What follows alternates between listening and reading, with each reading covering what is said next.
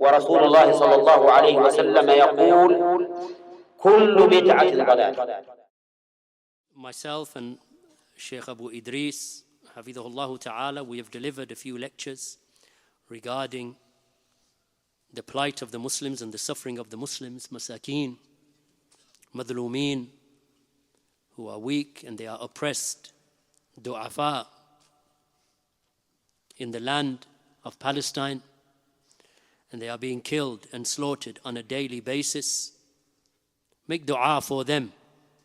Barakallahu feekum. There were 313 companions and there was over 1,000 of the mushrikeen with horses, spears, shields, and the Muslims had hardly anything. What was the first thing that the Prophet ﷺ did at Badr, at the wells of Badr? He raised his hands to the sky and he beseeched and begged Allah to give them victory and to protect them and to protect the believers on that day and to crush the enemy. He raised his hands, the Sahaba said that he raised his hands and we could see the white under his arms, and the rida and the garment upon his shoulders fell off him, and we picked it up and put it back onto his shoulders because he was calling upon Allah subhanahu wa ta'ala. If the people of Tawheed, 1 million of them call upon Allah, if 2 million of them, 3 million of them sincerely call upon Allah subhanahu wa ta'ala, Allah is the one who answers the dua. Allah answers. Call upon Allah in the last third of the night. Call upon Allah subhanahu wa ta'ala to aid them and to protect them. Those children and those women and those men who do not deserve this dhulm of those kuffar, of those enemies of Allah subhanahu wa ta'ala, who are satisfied upon seeing the blood pouring in the streets of Gaza and Palestine. As Muslims, we make dua for them. We are in a state of weakness. That is undeniable. All of the kuffar and their alliances who always talk about justice and freedom and social justice and freedom for this and freedom for that and liberation for this and liberation for that, all of them quiet. And the Western governments and these alliances sending their warships to defend them as they slaughter men, women and children in their homes. And they cut off their electricity and they cut off their water. And they cut off their connections, their communication. So we will make dua to Allah subhanahu wa ta'ala against you. Allah deals with you. Allah destroys you. And Allah annihilates you for what you are doing to the believers. And Allah subhanahu wa ta'ala will answer the dua. The Prophet sallallahu alayhi wa sallam said that indeed Allah subhanahu wa ta'ala will answer the dua of his servant so long as the servant does not say that I made dua and I was not answered. So long as you are not impatient. Be patient. The Prophet sallallahu alayhi wa sallam used to make dua for the people of Mecca, and he made dua for the people of Ta'if. He made dua for them. How many years did it take before he came back and the people of Mecca embraced? Over a decade. Do not expect. We say Allah will answer. If he does not give you what you want tomorrow, don't say I made dua, Allah did not answer. But you have to make yourselves and put yourselves in a position where your dua is answered. Be upon Tawheed. Do righteous deeds. And your dua will be answered. Have iman in Allah. Have tawakkul in Allah. Worship Allah subhanahu wa ta'ala. Call upon Him and follow the sunnah. Don't eat that which is haram. Don't earn that which is haram. Don't wear that which is haram. Don't look at that which is haram. And Allah will answer your dua. Call upon Allah in the last third of the night, and Allah will answer your dua. Call upon Allah when you're upon a journey. Allah will answer your dua. Call upon Allah in the last hour of Yawm al-Jum'ah. Allah will answer your dua. Call upon Allah after performing a righteous deed. Allah will answer your dua. Call upon Allah in sajda, because you are not at any point nearer to Allah than you are in the place of sajda. Call upon Allah before you make the taslim at the end of the prayer. Raise your hands, put them together like the Prophet ﷺ did in the last third of the night, or when it's raining, or when you're upon a journey. Put your hands together and raise them to the sky and call upon Allah. Call upon Him by His beautiful names. Call upon Him by His lofty attributes. Call upon Allah, the owner of the heavens and the earth and whatever is within them and whatever is between them. And Allah will answer your dua.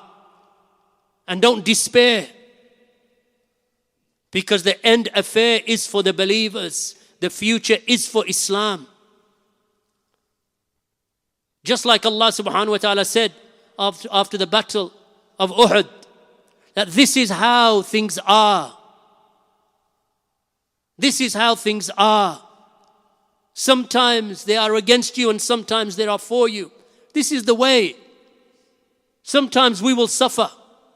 Sometimes we'll be put to trial. Then Allah subhanahu wa ta'ala brings after that hardship ease.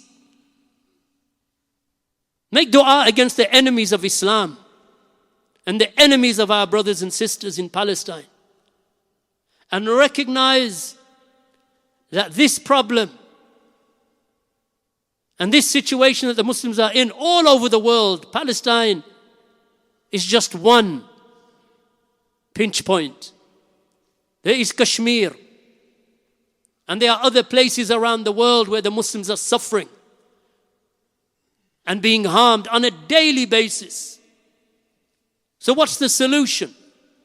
What I've mentioned: righteous deeds, iman, tawheed. Ready yourself with taqwa, obedience to Allah, dutifulness to Allah. Spread the word of sunnah and salafiyah. Allah subhanahu wa ta'ala will not let down the muwahhideen. If you're a person of tawheed, upon the sunnah of Allah's Messenger sallallahu alayhi wa sallam, victory will be yours. If you have iman and work righteous deed, victory is for you. Allah will give it tomorrow or the day after, or the day after that. Musa alayhi salam never saw the victory and the fath of Quds. He never saw Jerusalem open up. He died. Musa alayhi salam, all of that traveling, all of that journeying, all of that migration, all of that difficulty. He reaches Jerusalem and Allah subhanahu wa ta'ala does not permit him because of the deeds of Bani Israel. 40 years they wander in the wilderness. But after he left, after he died, Allah subhanahu wa ta'ala gave victory to Yusha, to the Prophet Joshua alayhi salatu wassalam. And victory was at his hands. And they conquered. But Musa didn't see it. Harun didn't see it alayhi assalam. But Allah will bring it. Allah will bring it. And you do not despair. Every child that they kill, that child will ask on Yawm al-Qiyamah, for what was I killed?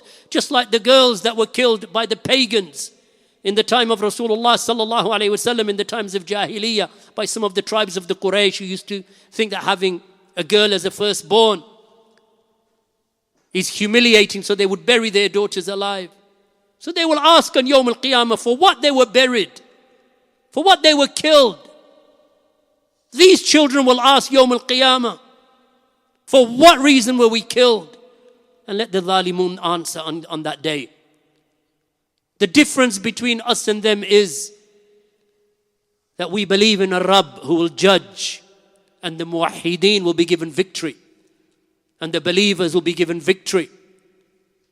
And for every suffering that they encounter, it is a purification and an expiation for them. That's why the believer doesn't despair. The Prophet ﷺ did not despair Even at the lowest point, Khadeejah dies. Abu Talib dies. They are boycotted. Yet the Prophet ﷺ, he did not despair. Because the believers, they don't despair. Whatever they do and whatever they continue to do for the days and weeks that are to come, there is a day of compensation. There is a day of recompense. And their recompense will come. If not in this life, then in the hereafter. Then we shall see who will laugh on that day. Then we shall see who shall smile and who shall weep and who shall cry and who shall scream in the hellfire. So don't despair, my brothers, but make dua. Make dua. And Allah subhanahu wa ta'ala will answer. And when this is over, and it will be over, because after hardship there is ease, and it will come to an end, then hopefully more people will recognize the importance of practicing their religion. More people will recognize the importance of ibadah over boycotting and marching and protesting. Return to your deen. حَتَّى تَرْجِعُوا إِلَى دِينِكُمْ. Up until you return back to your religion, the humiliation will not be removed. Make dua for them. You know, some people say, I feel their pain. I don't think I can ever imagine what they are going through. Wallahi. I can see, I can read the reports, but actually being able to put yourself in that situation and imagine what it must be like, it must be the most terrifying. Your children die in front of you. Babies dying in front of you. Your wife, your children, the whole family wiped out. And they're celebrating. And they're rejoicing.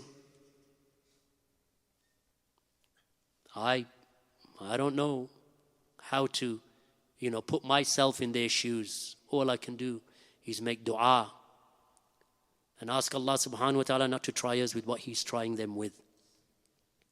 Allah, oh Allah, don't try us with what you're trying them with. Oh Allah, don't afflict us like you have afflicted them.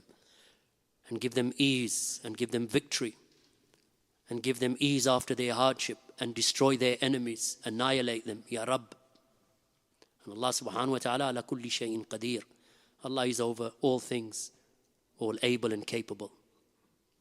وسبحانك اللهم وبحمدك أشهد أن لا إله إلا أنت أستغفرك وأتوب إليك. And shame on those ignorant, stupid Muslims who voted for this. They go out and they vote for these political parties in the United States. And they say by voting for him, he's going to help the Muslims. What help do these kuffar give to the Muslims? And then you go to the voting station and you put your money. That's what they did in America. All of these hundreds and thousands of Muslims in America voting for this shaitan so that he can get into power and do what? What do they do except harm the Muslims? That's why I keep telling you, brothers, make hijrah. Get out of these lands and go to the Muslim countries. Being poor upon iman and maintaining your religion is better than staying in these countries, waiting for that calamity to come to us. May Allah subhanahu wa ta'ala protect us.